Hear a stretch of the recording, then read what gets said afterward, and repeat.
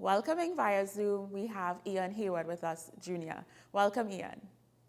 Thank you very much. Good morning. Good Good morning, all. morning. Thank you for being here with us. Now, It's a pleasure. awesome. Now we're hearing about Trinidad and Tobago Gospel Festival. Yes. What is happening? Where did this come from? What's going on? Well, it's not really a surprise to those of us planning, right? It was part of the forecast for the last couple of years. This will be the sixth annual edition of the Gospel Music Awards, Right. and we actually had a 5-year plan to transition and to continue to grow the movement. And even with the last 2 years of having COVID or the pandemic impact the nation, we were still able to execute the event. And yeah, so it's really a progression now that we have passed through phase one, which is educating the people, highlighting our artists, helping them be more marketable, have them all over the Caribbean headlining. Yes. Now we want to bring a spotlight in terms of we are capable enough as an industry to invite the world. Yeah. Let's backtrack a bit. Yes, let's backtrack a bit and talk about Celian Group. How Yeah, did this organization come about? Because you have been doing some amazing, impactful work over the years. nice. Actually, we are Cilian Group is an NGO, Okay. and we started in 2005, so we are approaching 20 years. Wow. It was mostly really youth work to alleviate youth stress. So our motto was really trying to be the change that we seek. So we started with football tournaments. There was nothing really outlet for us after secondary school. So we created that football tournament and invited so many different teams from all over the country to take part. And coming out of that, we got National Youth Awards for Sports Management. And then we started to do some concerts, some choir festivals, and it was amazing to see the impact. And for a while, we'd have gone on a lot of corporate events. We'd have been doing a number of events for Ministry of National Security, anti-crime, this, the United Nations, that. Right. And as we got older, we started to do a number of even other national events. But with the changing times, with the mentality of the young people, we decided it's important that we stand in the gap in this particular space from a gospel perspective to highlight the goodness, to highlight decency, and to most importantly do it at an international level. Because there was a perception before that when it's something gospel, it should be done at a lower level because it's just church and that kind of stuff. So we have absolutely shattered that perception and presenting culture, presenting talent, presenting ministry at a national and international level, Yeah. and that one position. So by doing that, it raised an absolute light on the market. Our and as the minister would have said in a press release we did or a press conference we did, they have actually created a diversified culture market for Trinidad and Tobago. So it's Right. amazing to hear that. Yeah, let's go back to that gospel perspective because with the onset of this festival coming, it's a change, but it's in the right direction. It's growth. And I Yeah. wanted to find out in terms of the festival, you're creating opportunities for growth, you're creating opportunities for wealth, as well as, to showcase creatives and the talents within the gospel fraternity. Have you, received any hesitation or any sort of discomfort where the local church is concerned, as you move into this new dimension of things? Um, Not as much as we'd have probably braced for, Okay. to be honest. But that's part and parcel of it. In anything we do, especially in our multicultural, multi-diverse society from young, we knew that there will always be a market of people who have different views and different opinions. And our Trinbagonian culture is to be very strong and vocal with those views. So if we sign up as Yeah. individuals, anything on a national platform, or anything period, we have to be able to be mature enough to withstand those challenges. What I tell people, though, especially from the gospel perspective, is really based on conviction, and God convicts us individually, independently, and in His own time. Yes. So once you're operating within that realm, someone else may not have that specific conviction or understanding or light at that given time on that particular issue. So from a mature perspective, try not to get too emotionally involved in what others may have to say, but really stay focused and stay in tune with what we believe we are called to do at this particular time. Right. So talk to us about the Trinidad and Tobago Gospel Festival. What would it entail, the activities surrounding it? Right. Well, it's our first one, so we of course going to be very measured, but we have so many plans. Right. So the first thing first, on the Thursday, the opening ceremony, we would like to have a business conference, or we'll be having the business conference. Okay. That first thing, what we're doing there is teaching artists and musicians and people in the industry how to make your ministry a business as well, how to do the right things, and it's open to anybody, because that business conference is not genre specific. A music business conference is just a music business conference. So we're doing things like, how do you get your music properly copyright written? We have IPO coming to talk about trademarking our brands on intellectual property. We have the music business. How do you now transform your platforms from CDs to streaming platforms? Okay. How do you market that, and how do you be self-sufficient? How do you increase the quality of your production? By understanding that when you produce and you mix and you master your stuff properly, it gives you an international audience. And that kind of conversation Yes. we'll be having on the Thursday for anybody, for anybody. And all that information and that registration will come out on our page in about a week. And then we go into the big shows. We would have done a couple of these shows before, and as we mentioned, we do a number of shows all during the year. Yes. A number of people regionally will be like, wow, I would have loved to come to Trinidad for that. I would have loved to come there for that. But it may not have made economic sense to come to Trinidad for one night. Right. So what we have done is, by putting some of these shows together, it's absolutely transformed the regional interaction, because it makes viable sense now to come to Trinidad from Thursday to Monday. Right, for that weekend, yes. What you get in that weekend from that Christocentric perspective is absolutely sensible. So that area would have surprised us the most in terms of the response rate, the engagement. So right now we're talking to hotels to get special packages for those who want to come in. So that is really interesting, and it's really good that we could stand in that gap and kind of put a light to that. So we'll be on Friday night, we'll have our worship event, which will be led out by Kiara Shade Kelly. Yes. She's a Grammy Award-winning worship artist, and that is an event we always tend to bring a huge international for. Reason being, culturally, we don't have worship shows in Trinidad. Okay. People say you can get it in church for free. But we have worship ministers who are also artists, who also need to be engaged, who also need to survive, who also need to live as well.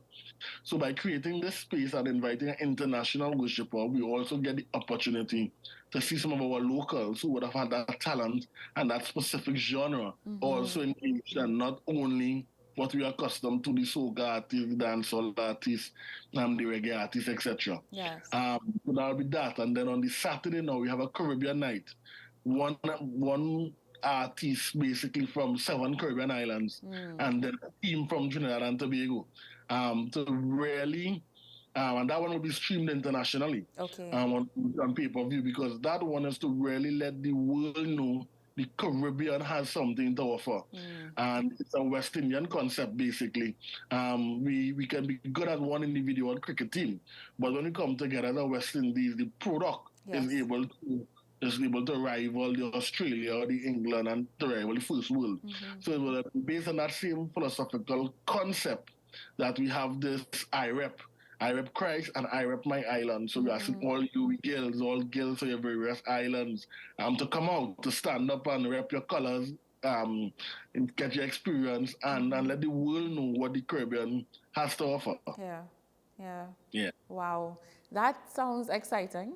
I am excited about it. And we're seeing here where this festival would create so many job opportunities, attract tourism, and so many different avenues. And one of the things that I love what you said is to showcase the creativity of the gospel industry. And it's more than just sound and dance. Talk to us Most about that, definitely. because there's talent beyond song and dance in the gospel industry. And that is what the last show is about.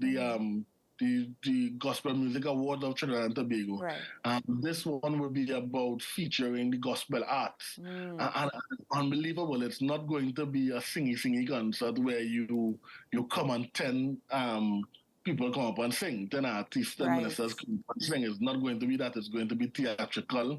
It's going to have spoken word. It's going to have musical pieces. It's going to have dance. You may see swinging from the sky. So we're actually going to push the envelope. Right. Because we are Trinbagonian people, right? And there is a natural energy that is in our veins in terms of our creative will and our creative power. And we believe that should be, especially for positivity, should be highlighted. Our Yes. talents are not just to be used or highlighted for things that may not be as positive as other things. It should be done for everything and without apology. We stand in that position or with that position to be able to bring that to the world, because especially when people come to Trinidad and Tobago, they still want to see things that are synonymous Yes. to what we call our Trinbagonian culture, Yes. regardless of what influence would have brought them to our shows.